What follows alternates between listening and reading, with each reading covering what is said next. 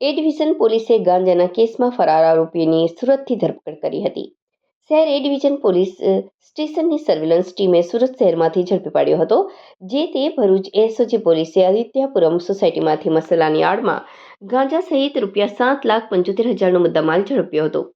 સાગરીતો અને નેટવર્ક અંગે પણ ઊંડાણપૂર્વક તપાસ શરૂ કરી હતી.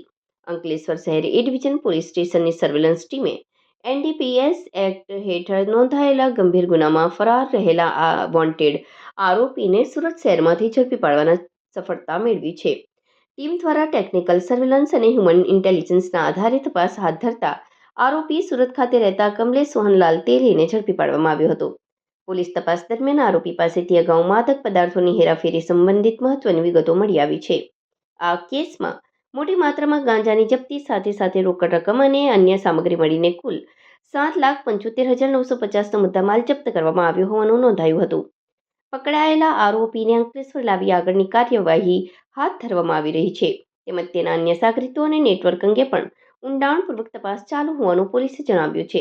અત્રે ઉલ્લેખનીય છે કે ભરૂચે ગત 1 સપ્ટેમ્બર 2025ના રોજ એસઓજીએ અંકલેશ્વરના ભડકોદરા ગામની અયોધ્યાનગર 1 સોસાયટીમાં 3 વ્હીલ ટેમ્પોમાં મસાલાની આડમાં ભરેલ ₹4,43,000ના ગાંજાના જથ્થા સહિત 4 ઇસમોને ₹7,75,000થી વધુના મુદ્દામાલ સાથે જપ્ત કર્યો હતો.